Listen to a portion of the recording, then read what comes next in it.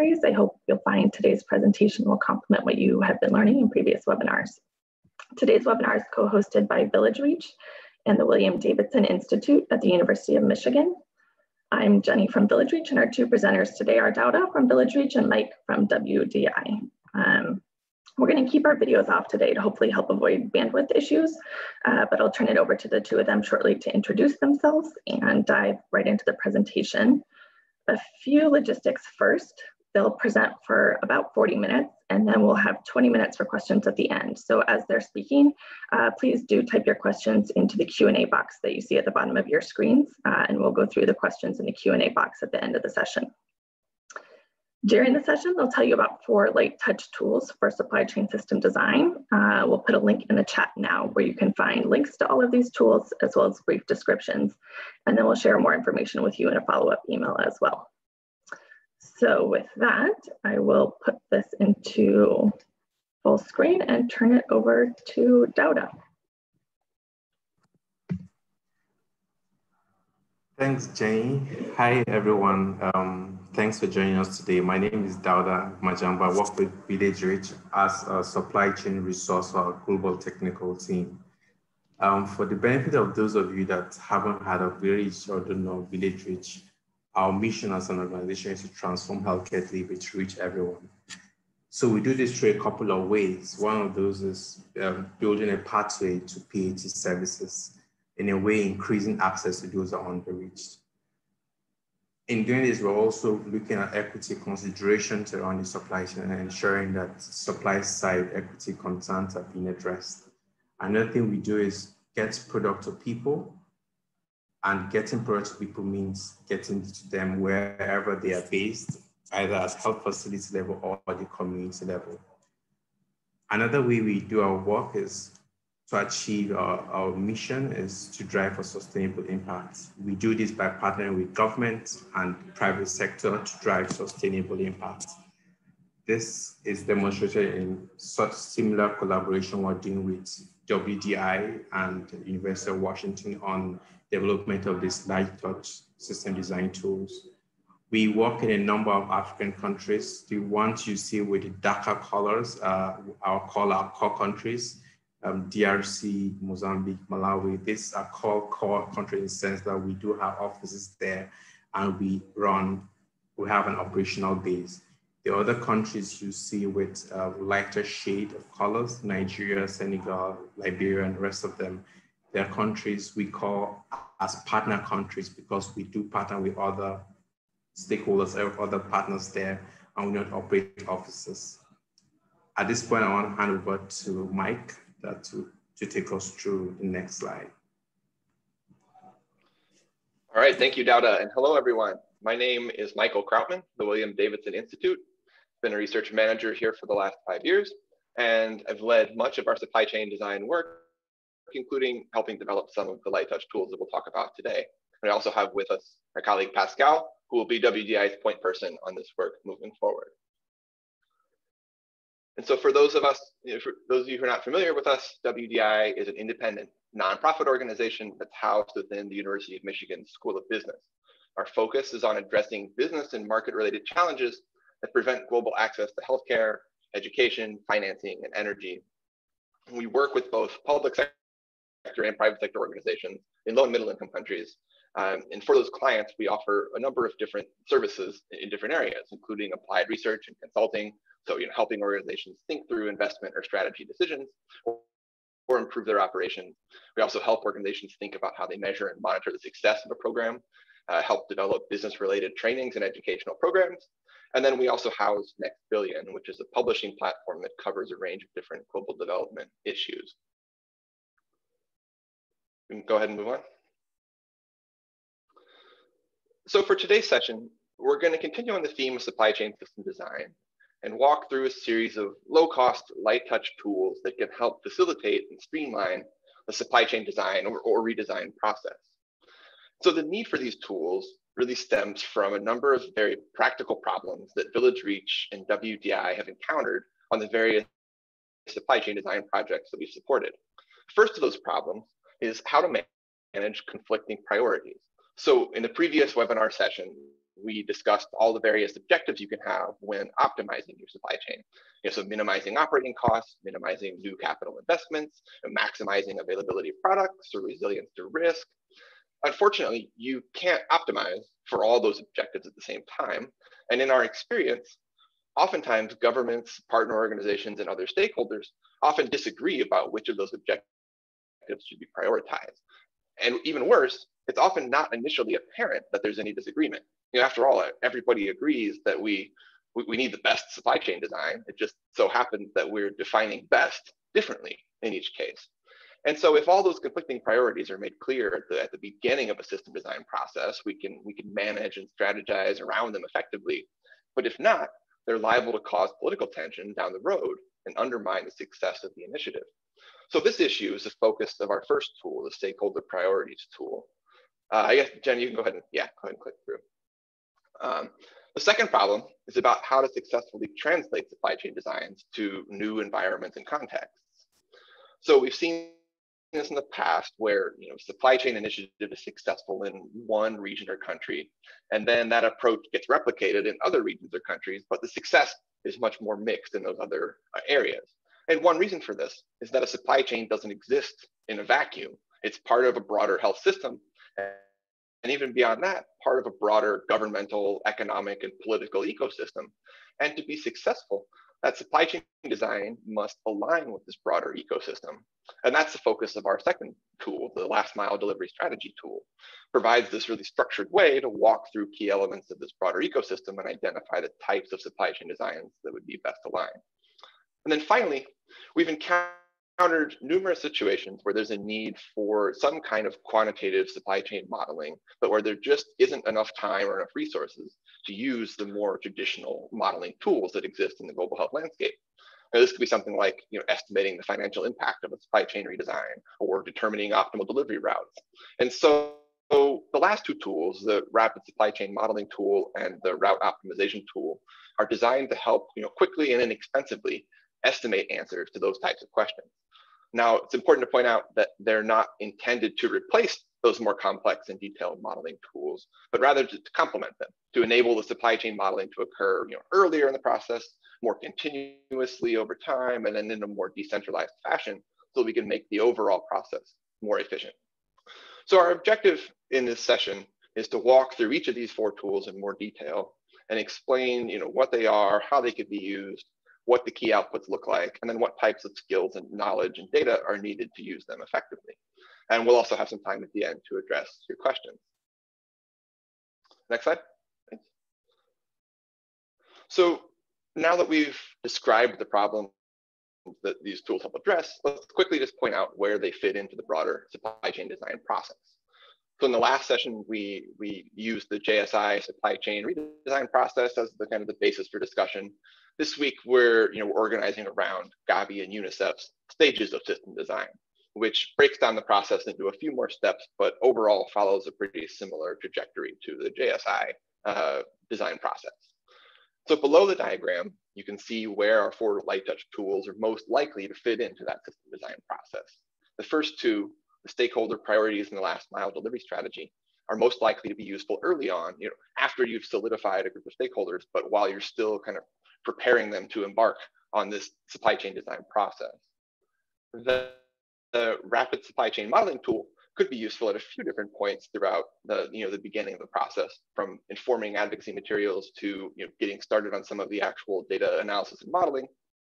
And then finally, the route optimization tool is best suited to later stages of the process, once you've sort of already chosen a high-level design or strategy and are trying to fine-tune and optimize the implementation of that plan.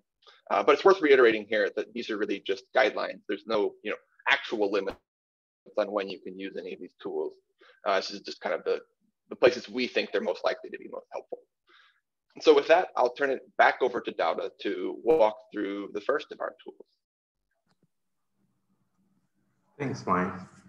So with system design, there's usually a lot of partners and stakeholders involved in the process. So for all these partners, it's important to know that different partners have different priorities, performance dimensions that guide the implementation of their different programs. So what One thing these tools help us to do is to bring all these stakeholders together to identify priorities that are common to each of them, whether separately or individually, and to help put them together and get a sense of these priorities and drive a process towards system design. So this tool is a quantitative tool. It's used, as Mike has said, at the beginning phase of system design. It's used in a facilitated workshop and brings stakeholders together. So in this workshop, some key activities take place. First of all, is to understand what are the actual performance metrics for these different stakeholders. What are those things that they're most passionate about? And the next thing it looks into is ranking and weighting these different performance dimensions, and also to understand how similar they may be or how many different they may be. It's important that at the beginning of system design, this whole priorities are being identified, because that shapes the process of developing different analysis for the system design. It also helps shape the kind of results that are being presented for the system design. It's also shaped the determination of different performance dimensions, different performance metrics that could be used to monitor how the system design is proceeding. Next slide, please. So after doing all that process, you get an output that looks like this. So in this shows the different priorities of two stakeholders. One is a donor program, one is a Ministry of Health program. It's very clear from this diagram. You see that for Ministry of Health, a government stakeholder, they're more conscious about priorities regarding to alignment with national strategy, sustainability. Those are the key priorities in these examples that government Ministry of Health is really passionate about. So for donor-funded programs, one thing that is clear and obvious is that they're passionate about priorities related to inventory availability, about data quality, and also commodities that they are being supported across different programs. So from this diagram, you can clearly see that different priorities differ across the different stakeholders. And again, one thing that has brought this is the fact that the tool has helped to identify these different priorities and also identify how they differ. It's also important to note that it's not always possible, it may not always be possible to come to a consensus about the different priorities, but also understanding these differences is also important towards channeling a process towards system design. Can we go to the next slide?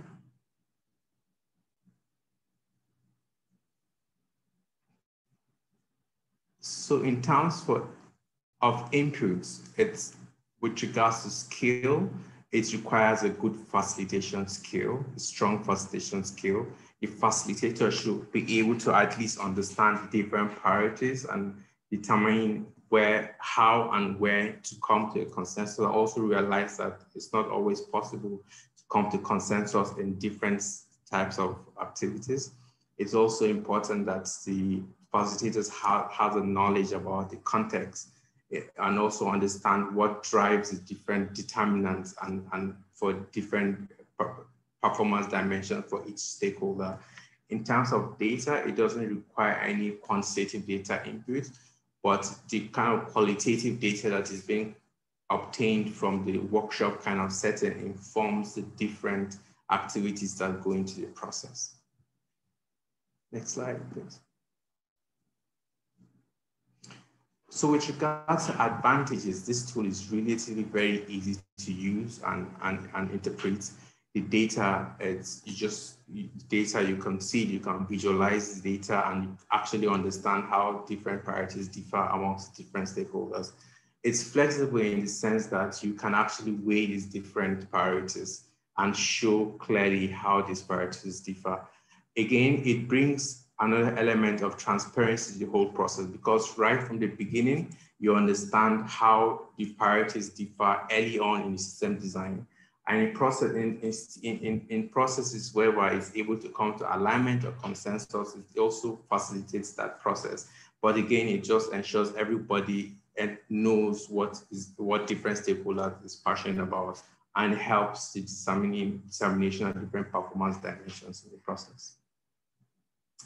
As disadvantage, well, this may not really be a disadvantage, but the limitation is just that it requires high scale in the side of the facilitator to be able to drive conversations relating to supply chain last mile delivery options, which we'll be going through in the next slide.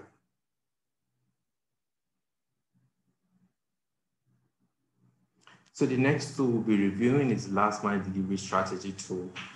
For a system design to be successful, it needs to align well with the broader health system environment.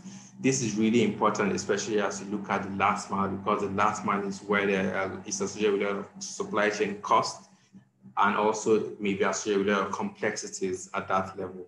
So when we are referring to the health system and the country context, and in the future, trying to consider supply chain design, we're looking at things that are on the geography of that context. We're looking about things around infrastructure and the tools that feed into the supply chain. We're also looking at policies and health strategy that exists in that context, and also the human resource, the capacity, the quantity of human resource, and the different funding mechanisms that feed into the supply chain design. So this, all this information that are contextual to a particular health system design helps the process of determining which last delivery option is most appropriate to feed into that particular context. And again, this tool helps also for maybe a particular context whereby you're trying to change a particular kind of last mile delivery option. It helps to understand where are the areas that improvement is needed. For instance, you want to fit into a collection-based system. How, if human resources is a challenge, that means you need to draw out interventions to improve the human resource capacity. Or if there are not adequate tools or resources, maybe infrastructure, you might need to focus on infrastructure. So it gets the whole system into a point that is able to identify the areas of improvement and build specific tools, specific solutions that address such kind of gaps. This tool also is used at the beginning of the system design, and it helps to shape the process of developing the last mile delivery. And again, it's used in a facilitated workshop involving different stakeholders across the different levels of the supply chain. So putting all this together, it produces an output that looks like a heat map.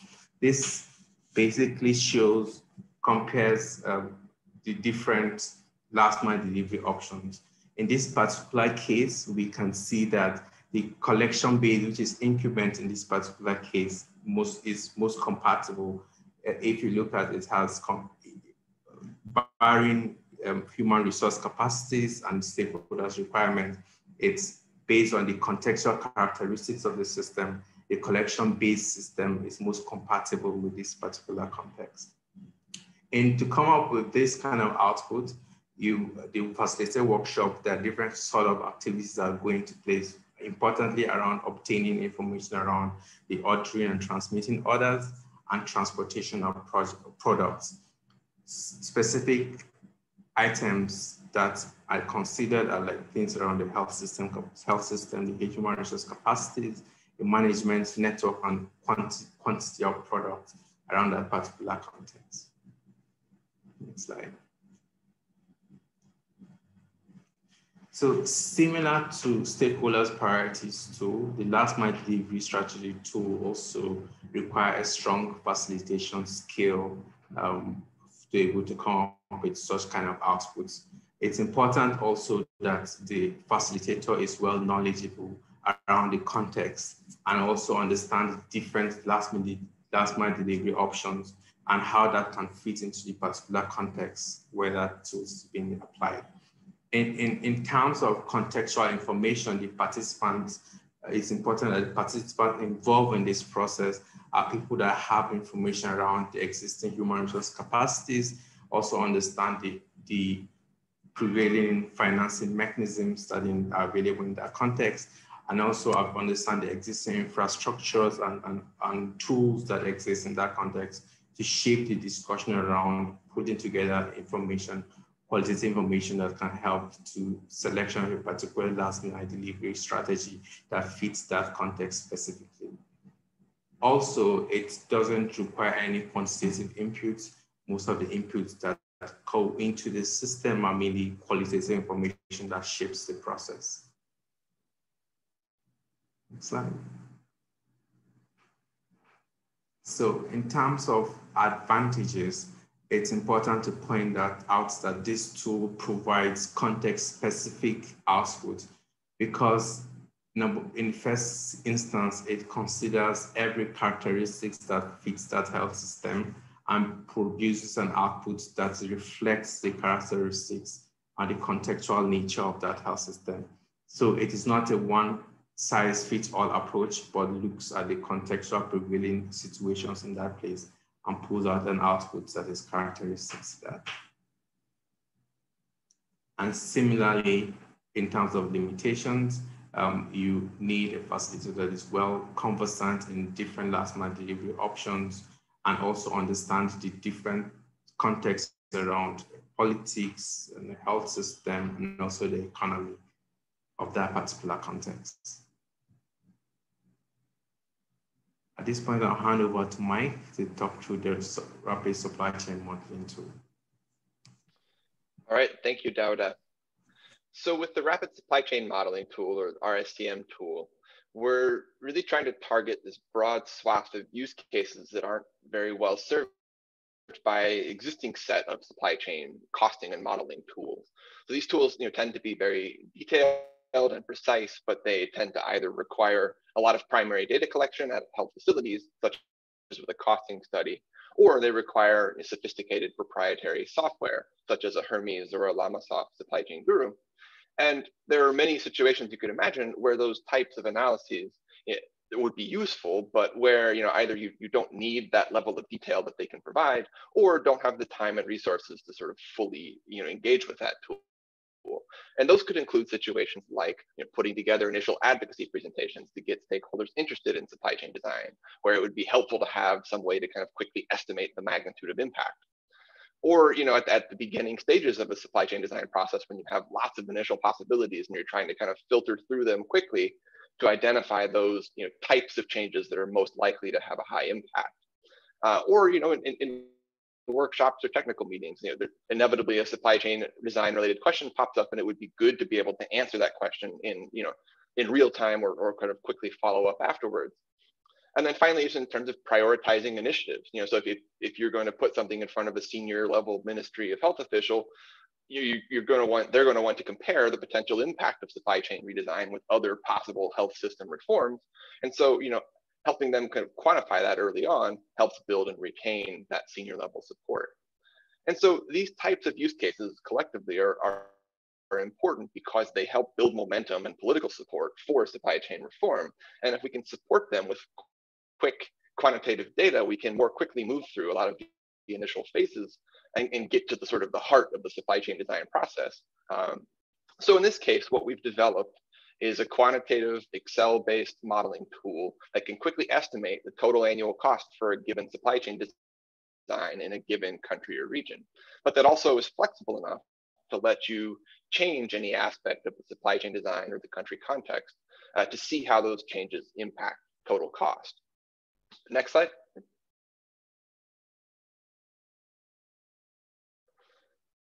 So this slide shows an example of the types of outputs that the RSCM tool generates for an individual supply chain scenario.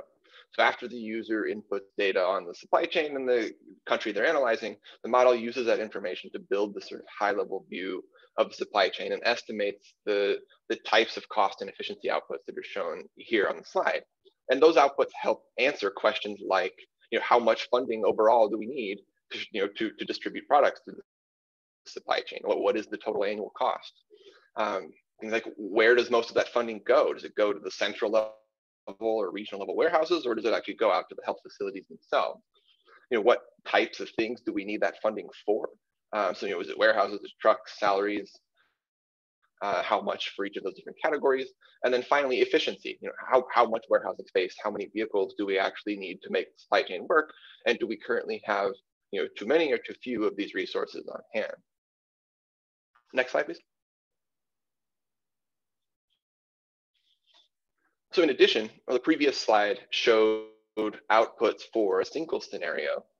the model also lets you quickly create and compare multiple scenarios against each other.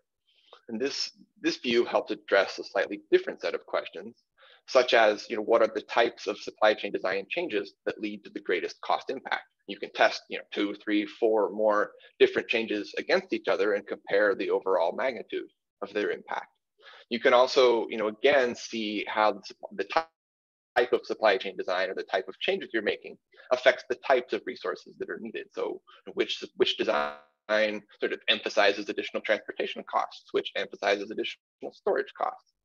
And then finally, we can use these scenarios to compare different supply chain designs, but we can also use the scenarios to compare different changes to the country context. So what happens if demand increases and we don't make any changes to the current supply chain? How much room do we have for demand to increase before the current system becomes overutilized or overburdened? Or what happens if the price of fuel or some other cost input goes up or down? Does that actually change the type of supply chain design or that we should end up targeting? So again, the way that we've structured the tool makes it easy to create and compare these types of scenarios against each other in relatively rapid fashion. Next slide, please. So now that we've covered the tool output and the questions they can answer, let's talk a little bit about what's needed to actually use the tool. In terms of skill sets, I think our vision for the target user for this type of tool is likely to be some kind of a technical officer with a government or partner organization, someone with relatively strong Excel skills, because the tool is based in Excel, and while we've automated as much of the calculation as possible, the user still needs to be familiar with navigating and entering data on several large Excel worksheets. The user also needs to be familiar with data analysis and being able to sort of compile and transform data from multiple sources. And I think most importantly, being able to sort of use those sources creatively to kind of piece together missing data points. And then finally, the user needs to also be familiar with the basic supply chain concepts, like inventory management, transportation management, that kind of thing. In addition to those skills, it's also important for someone who's providing inputs to the model to have really strong contextual knowledge of the supply chain that's being analyzed. So what does a typical health facility look like at each level of the supply chain? What types of storage and transportation policies are in place at each level to be able to sort of effectively provide the inputs that the tool needs that are customized to that specific country or region that's being analyzed. And then finally, in terms of the data inputs themselves, the model uses 3 basic categories of data. The first one being overall system information, such as the number of health facilities or the size of the region in which they're spread, unit costs, such as the price of fuel, the cost of vehicles, or the wage rates for different types of staff, and then supply chain design policies, which are how you kind of spell out what the current design or strategy is. So things like frequency of delivery at each level, or what types of delivery routes are used, who's responsible for storage and transportation tasks.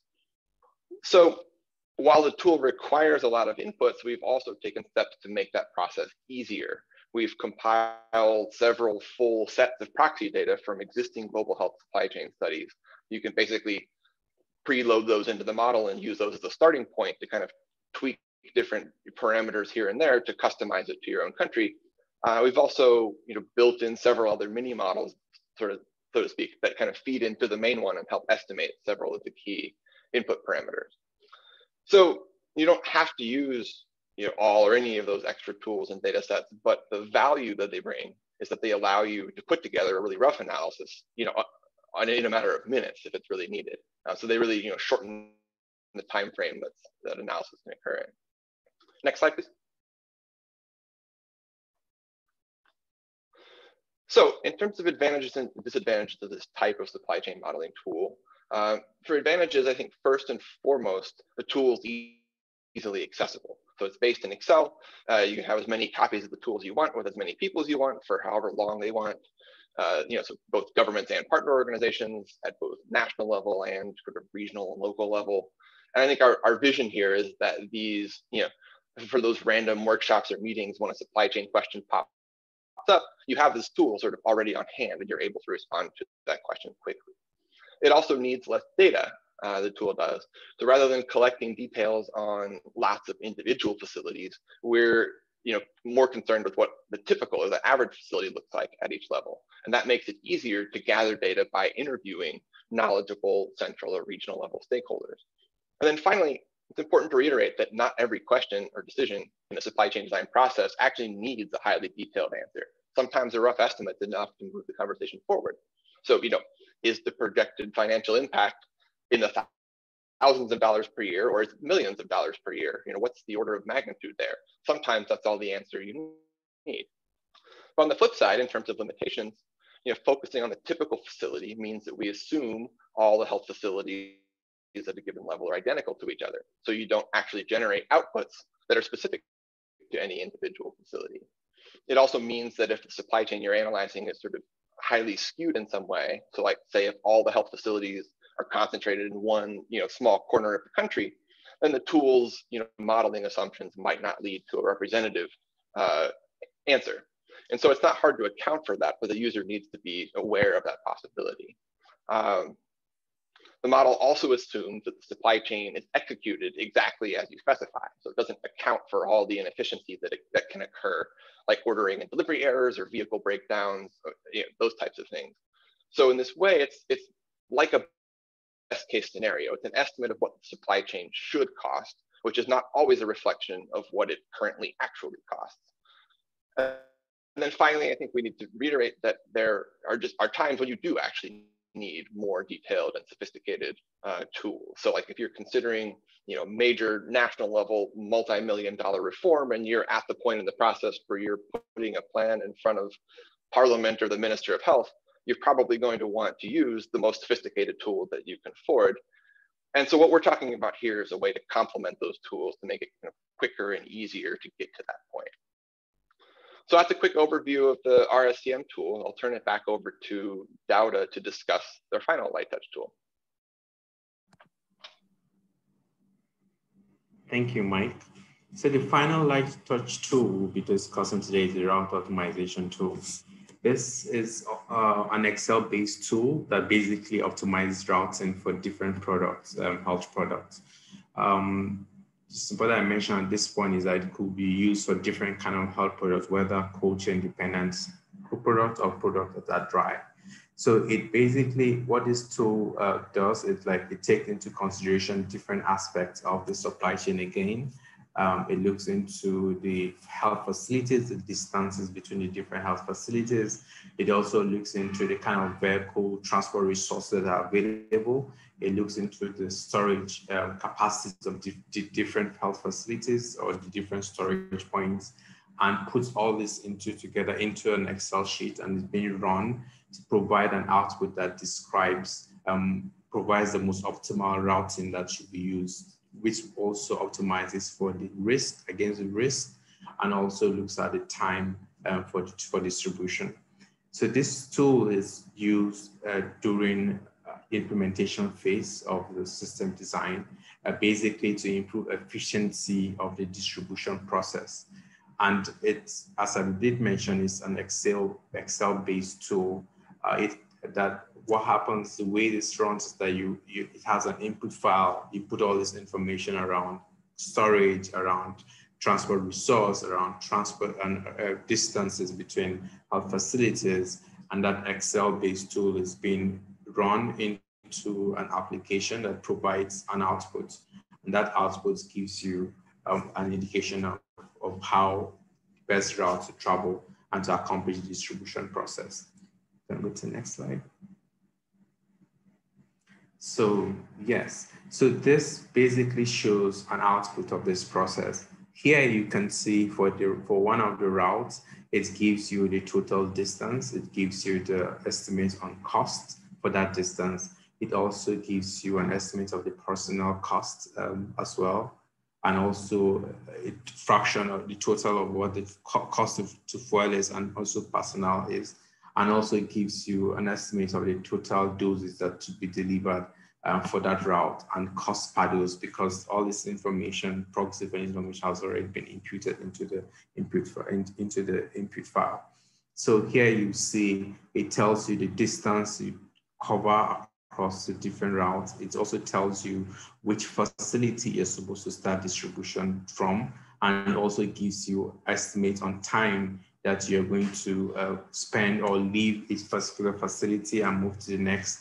And it ends up telling you the last facility where you're going to end the distribution process from. Next slide.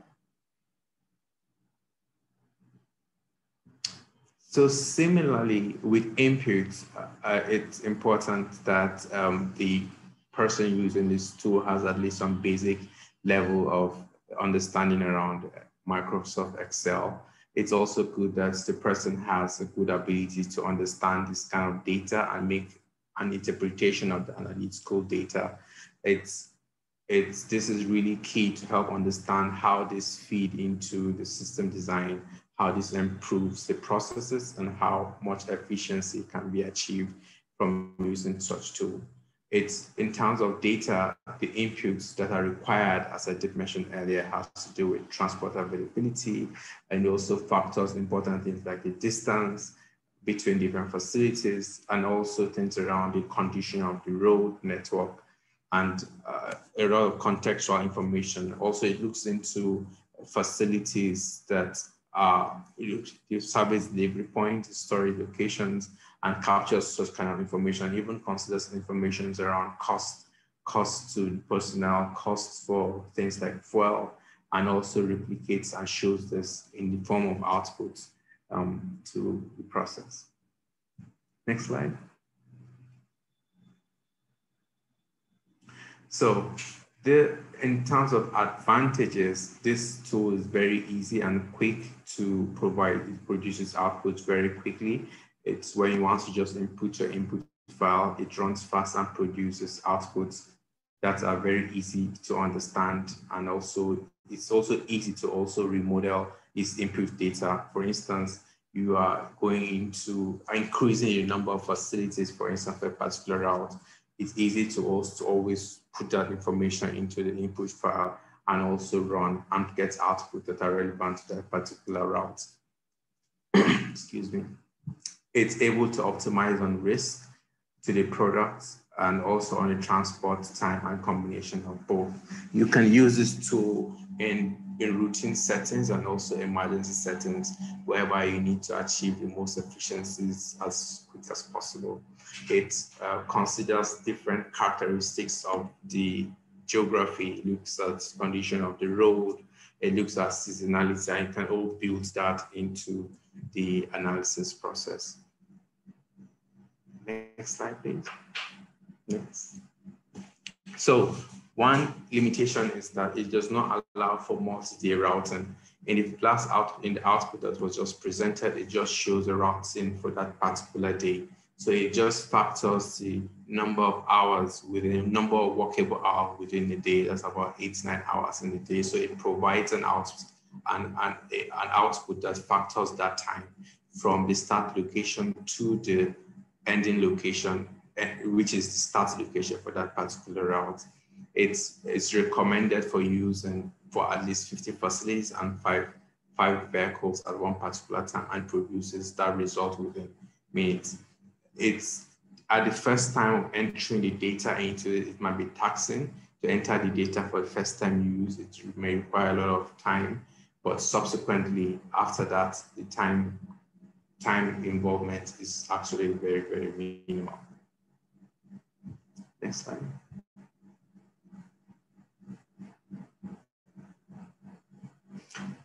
So to conclude, it's important to note that these tools do not replace other more in-depth tools like the Lamasoft, the HEMS tool. It's not a replacement for those tools. Those tools have their own place in system design. This tool basically provides a complementary approach to system design. It helps the user to be able to quickly navigate and also provide output that can inform system design, also inform improvement, continuous improvement at different times of the system design. So they help improve the process, but they do not replace other tools that have already been developed, but aids bringing out outputs in a quicker fashion and impacts the process positively. So at this point, pause for question and answers. Great, thanks very much, Dad and Mike. Yes, we have about 15 minutes left for questions, so I would encourage you to put any of those in the Q&A box. We have a couple from Barbara to get us started. First one, I'll direct to Dauda, but Mike, feel free to jump in too. In your experience in facilitating workshops where the first two tools have been used, how long were the workshops, or ideally, how long should they be? How many and what profile of stakeholders are recommended? And would you recommend using the tools in the same workshop or in separate workshops?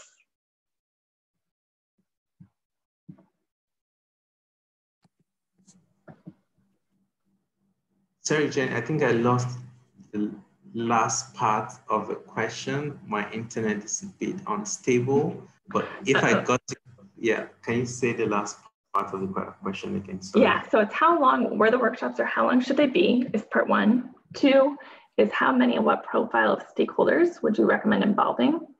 And would you recommend using the two tools in the same workshop or in separate workshops? And that's for the first two tools for stakeholder priorities and last mile delivery.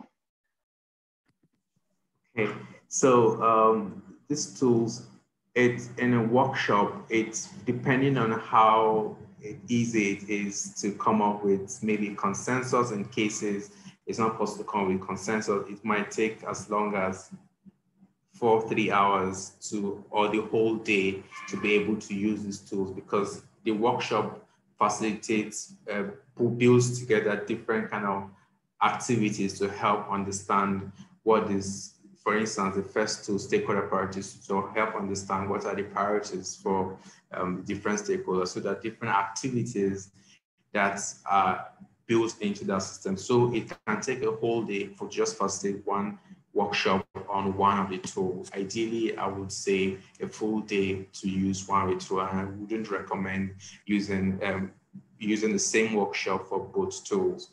In terms of stakeholders, it's important that we have high-level stakeholders and stakeholders across the different levels of supply chain, because you also need people at the central level, people also possibly at other middle levels that can provide important information around the different contexts, different situations around the different levels of supply chain. But you need stakeholders that a multidisciplinary approach, and also in terms of bringing all stakeholders from that are relevant to the system design, including donors and also government level stakeholders. Did I answer all the questions? I think there was one that The last part was using them together.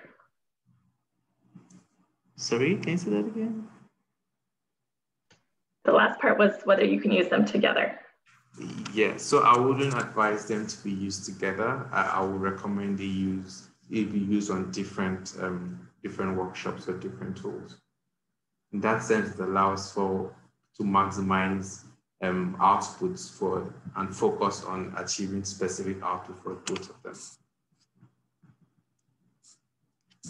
Mike, feel free to jump in.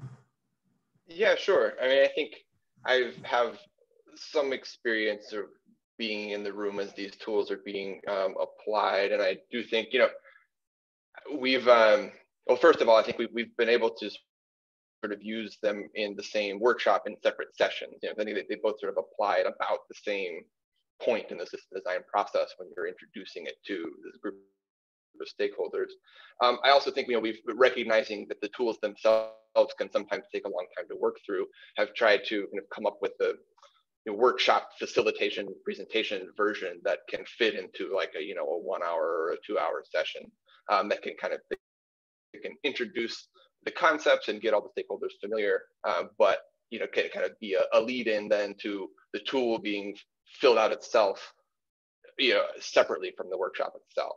So just trying to kind of recognize the realities that you might not necessarily always have a full day of a workshop to dedicate towards this tool specifically, and trying to kind of prime the audience there to be able to fill it out on their own at a different time. But yeah, I think that's all I have to add there.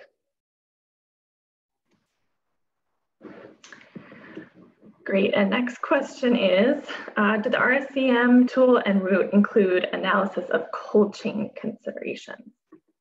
Mike, do you want to start with RSCM? Yeah, we can speak for the RSCM tool. We do to some extent. The tool doesn't distinguish individual products, but it does allow you to split both demand and storage capacity into two separate categories. One being ambient temperature storage, and the other one being cold chain storage. So again, we're looking at kind of the average capacity and the average demand across a set of facilities rather than looking at each individual facility, but it does allow you to kind of to get that basic understanding of how cold chain needs change as you change key aspects of the supply chain design. So for the route optimization tool, it also factors consideration for cold chain. When you're building in the context into the input files, you consider things around the cold chain capacity, you consider things around the doses of the different cold chain products, and it's in fact builds that into the analysis and provides information around how to factor that in the distribution process or in the routing for those particular commodities.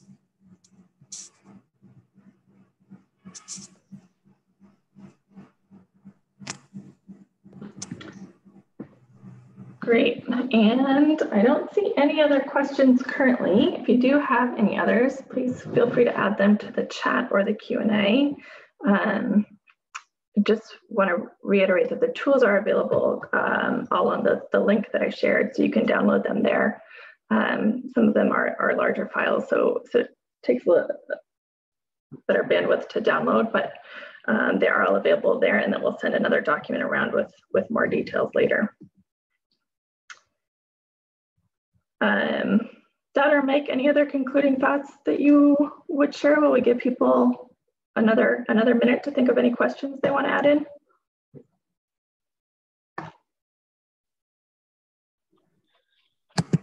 Sure. Yeah, I mean, I think, again, like we talked about, I think we sort of see these tools, helping to inform and address some of these kind of very practical challenges that our two organizations have experienced as we've gone through the system design process. And so I think, our vision here is that, again, like they're available, on the link that Jenny shared, and kind of as the audience members are going through their own system design process and they encounter these types of challenges, our aim is to make these tools sort of as easily accessible as possible, so you can kind of download and use them right as they're, as those problems are being encountered. Awesome. And now we're getting several other questions coming through. This is great. Yeah. So in how many countries have they been used, and what was the acceptability like with governments is the first one. Sure. So I know let's see, I've been a part of, for the stakeholder priorities tool, we've kind of walked through that in 2 different countries, and I know of at least a third from a different organization. And then for the rapid supply chain modeling tool, we've presented results to a few different stakeholder groups after another analysis that they've already done at a few different points in time. We've also begun to work with a couple of different country governments, and I think we found in general acceptance of the results, but I think we're still kind of in the process of following it all the way through to the end, from beginning to end of a single system design process with a single country. So we're still, tools are a little bit recent to have fully gone all the way through that. If I may add to that, for the rapid supply chain cost modeling tool, it was tested in Nigeria and Kano, Cross River states, but that mainly focused on maternal and neonatal child health products. That informed the supply chain costing around those kind of products and provided insights into the different priorities and the different different ideas that governments of those states have towards modeling their supply chain to address challenges, particularly to MNCH products.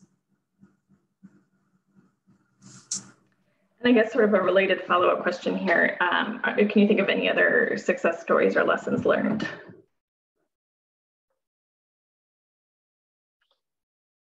Yeah, so I know, I mean, at least on my end with the rapid cost modeling tool, you know, the one example was in Bolivia, actually, there was a, you know, one of the stakeholder groups that we, you know, were working with was trying to put together basically a budget estimate for the government for how much funding to distribute for supply chain related activities. And, you know, the budget was basically, you know, being put together in the, you know, a couple weeks time frame, and they needed an answer quickly. And so we were able to work with them to at least kind of get some high level estimates out there about, you know, what types of funding were needed and where they were needed in the supply chain to be able to kind of meet that deadline.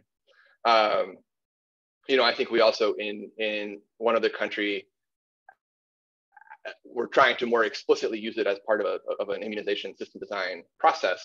And I think while sort of the data collection and the contracting and the setup was going on for one of the more sophisticated tools, we were able to sort of quickly kind of come in and you know, generate some estimates of which type of supply chain design, you know, changed, what, you know, such as eliminating a tier or increasing delivery frequency or adding storage capacity, you know, at a particular level that was a pain point. You know, what the difference in cost was across those different options compared to what their baseline cost estimate was. So to give them a sense of what's kind of the magnitude of you know, cost savings that we could achieve by implementing a more streamlined system. And I think it helped provide them with some inputs to eventually feed into the more sophisticated modeling tool to be able to kind of create a more targeted engagement with that tool. One success story I want to point around the use of the route optimization tool is around for the system design in GRC in Sankuru province. This tool was used to validate the routing that is already being used for distribution of cold chain commodities.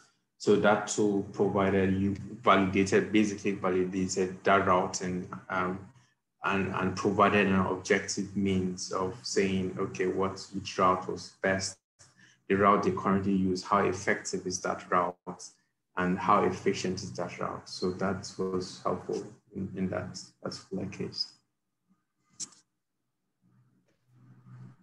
Those are great examples, thanks. And one more question coming in. What type of support would you provide to a country if they want to use these tools?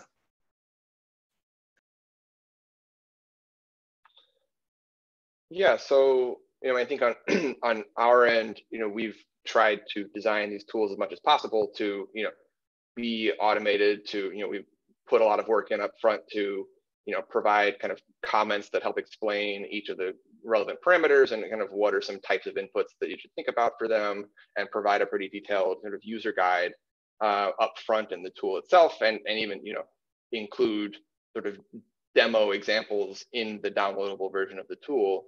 So I think our hope is that for most, you know, most users could be able to sort of figure out how to conduct a basic analysis sort of based off of that alone. You know, but I think we are open to trying to, you know, address specific questions or something like that if users go through it and have you know, have some questions. They can always reach out and we can figure out how to try to get the support that they need.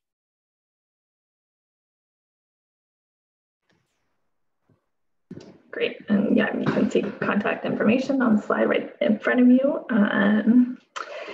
And I don't see any others coming through. So I think we can wrap it up there. So I'll just say thanks so much to you all for joining and for asking your questions. And before we close, I would like to remind you that the next webinar in the series is Preparing the Immunization Supply Chain for New Vaccine Introduction. and it will be held Tuesday, November 17th at 1300 GMT. So please look out for a follow-up email with the recording of this webinar, a link to some more details on the tools, and then also a link to register for the next webinar. So with that, thanks everyone for attending, and I hope you have a wonderful rest of your day.